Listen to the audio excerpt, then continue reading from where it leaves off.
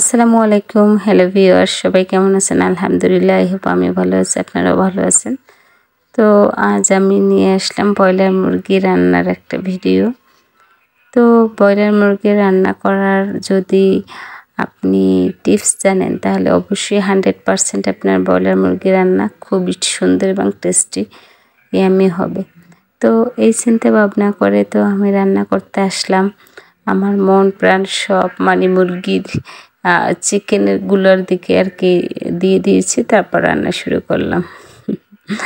কারণ মুরগিটা ভালোভাবে রান্না করতে হলে তো মুরগির দিকে আমার তাকিয়ে থাকতে হবে। আর মুরগিটা মাশাআল্লাহ দেখতে অনেক সুন্দরী ছিল, আসলে সুন্দরী, মানে বড় সড়ো বেশ সাইজের মুরগি, তো এই কারণে দেখতেও খুব সুন্দর লাগতেছিল। তো মুরগিটা প্রথমে আমি সুন্দর করে তেলে ভেজে নিচ্ছি। তো তেলে ভাজার জন্য আমি অনেকক্ষণ ধরে ওয়েট করতেছি, কিন্তু এটার পানি এখনও দেখেন বের হইতেছে না। আর মুরগিটা আমি বেশি কড়া ভাজিও করব না, আমি একটু অল্প হালকা আছে আর কি ভাজিটা করব। কারণ বেশি মুরগি ভাজলে তাহলে আমাদের বাসায় আবার সবাই খেতে পারে না, আমার বাচ্চার খেতে কষ্ট হয়, তো আমার ভাইও খায় না। তাও এই চিন্তা ভাবনা করে আমি একটু কম আছে ভেজে নিয়েছি। তারপর এখানে আমি পেঁয়াজ রসুন আদা, ঠিক আছে, জিরে, এগুলো সব দিয়ে তারপর এখানে আমি দিয়ে দিলাম হলুদ, তারপর দিয়ে দিলাম আপনার মরিচ একদম আমি ডিব্বা সহ ঢেলে দিলাম যেতটুকু ছিল আর কি। তো মরিচ দেওয়ার পর দিয়ে দিলাম লবণ। তারপর আমি এরপর আমার মুরগির মশলাটা দিয়ে দেব। তো আমি জানি না এটা দিয়েছিলাম নাকি না স্কিপ করে গিয়েছিলাম, হয়তো স্কিপ করা বা সামনে আসতেও পারে, আমি জানি না। যাই হোক, তো এরপর আমি একটু পানি দিয়ে, মানে এটা আমি অনেকক্ষণ ধরে কষিয়ে নিয়েছি, তারপর আমি পানি অ্যাড করে দিয়েছিলাম। এই পানিটা অ্যাড করলে তাহলে আমার এই মশলাটা অনেকক্ষণ কষবে আর কি। আর আমি বলি আপনাদেরকে, মাংস বা চিকেন যেটাই হোক সেটা কষানোর সাথে সাথে মশলাটা কষানো কিন্তু জরুরি বেশ। তো এটা আমি সবসময় বলি, তো আজও বলি।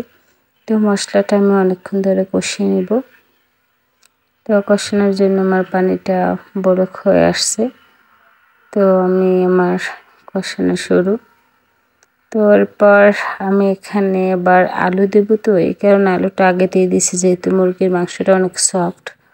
আপনারা তো দেখতেই পাচ্ছেন যে ভাজার পর এটা খুলে খুলে গিয়েছিল, তো এই কারণে আমি আলুটা আগে দিয়েছি। আলুটা প্রিপেয়ার আমি আগে করব। তো আলুর সাথে টমেটো দিয়ে দিলাম। তো আমি 2টা টমেটো নিয়েছি এই জায়গায়, আর আলু, এটা আমি অনেকক্ষণ ধরে মানে ভেজে নেব।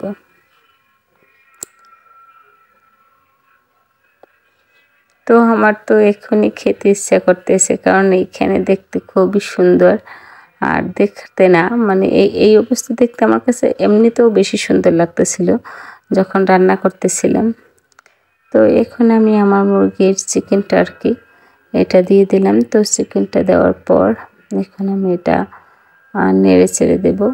তো খুব সুন্দর ছিল আমার এই খাবারটা, খুবই আমি হয়েছিল জুসি অনেক। তো আমার কাছে তো ভালো লাগছে, আর বাকি সবার কাছে কেমন লাগছে জানি না।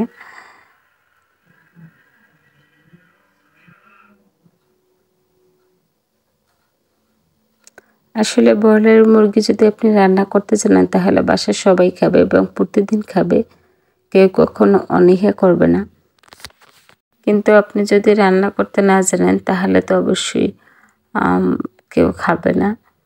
তো এবার আমি এই জায়গায় প্রিপেয়ার করে দিলাম, আমি এখানে মানে পানি দিলাম, মানে এই পানিটা অ্যাড করে দিলাম। তারপর তো এই পানিটা হতে হতে আমি মানে এটা উঠিয়ে নেব, পানিটা বলক হয়ে আসলে তারপর আমি এটা সুন্দরভাবে পরিবেশন করব। তো কার কার আমার ভিডিও ভালো লাগে অবশ্যই লাইক কমেন্ট ও শেয়ার দিয়ে আমার পাশে থাকবেন, এবং অবশ্যই আমার রান্না কেমন হয়েছে সেটা জানাবেন। তো ভালো থাকবেন সবাই এই কামনা করি, এবং সবার জন্যই এটা অবশ্যই কেউ ভুলে যাবেন না। তো আল্লাহ হাফেজ, ভালো থাকুন, সব সময় দোয়া করি। Tata, bye bye.